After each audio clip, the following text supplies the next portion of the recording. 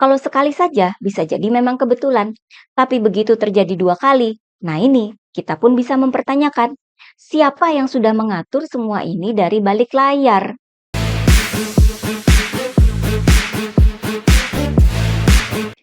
Hai guys, jumpa lagi dengan saya, Nina Nur. Bersama kita akan mengulik dunia politik dengan awas, waras, dan cerdas.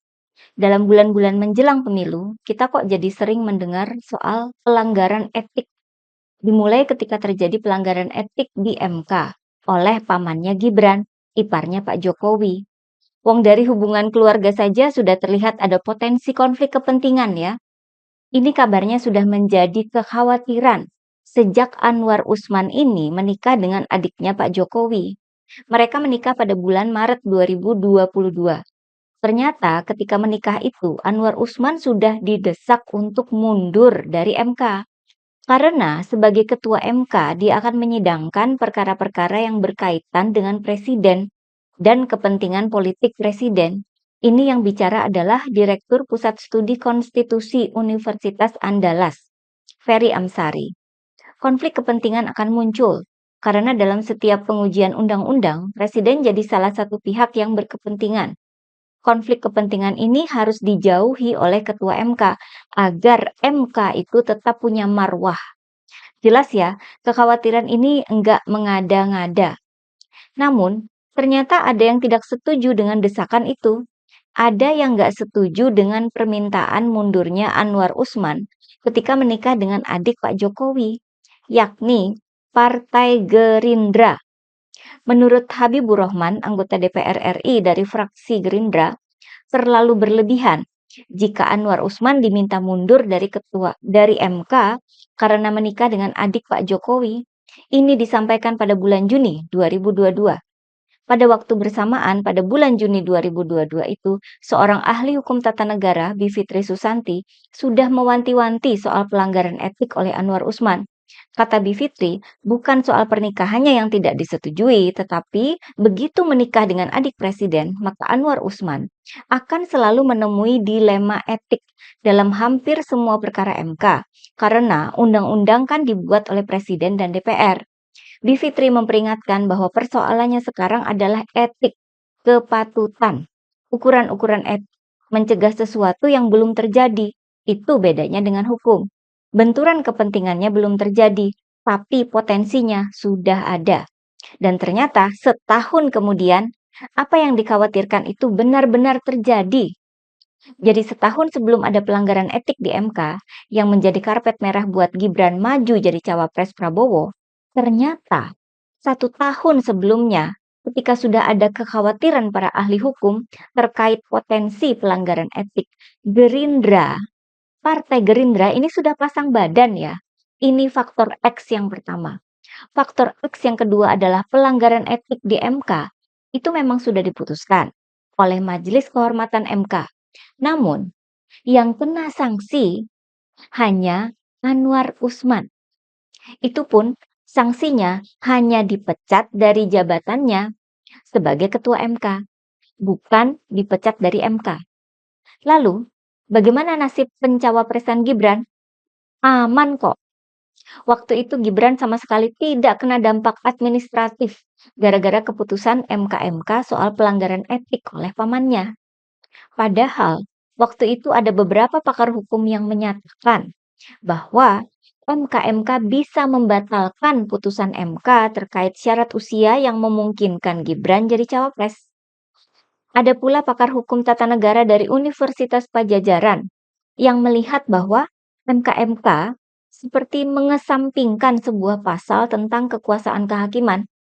Inti dari pasal 17 Undang-Undang Nomor 48 Tahun 2009 itu adalah bahwa jika terjadi konflik kepentingan, maka hakim wajib mengundurkan diri dari persidangan.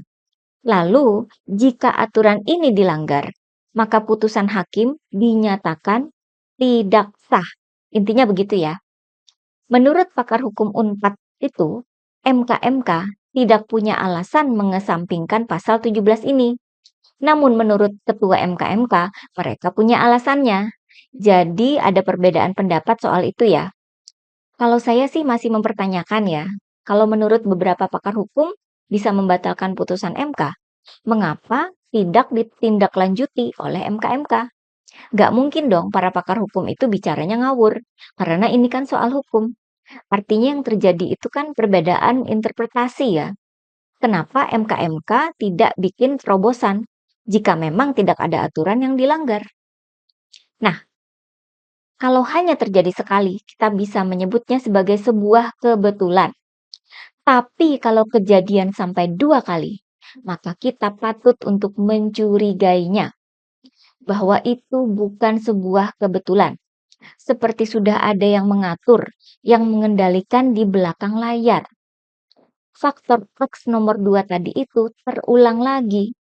Kemarin, DKPP membuat keputusan bahwa Ketua KPU dan 6 anggotanya terbukti melanggar kode etik dalam proses penerimaan Gibran menjadi cawapres. Pelanggaran etik itu terjadi karena KPU tidak langsung melakukan konsultasi dengan DPR dan pemerintah setelah perkara nomor 90 diputus oleh MK.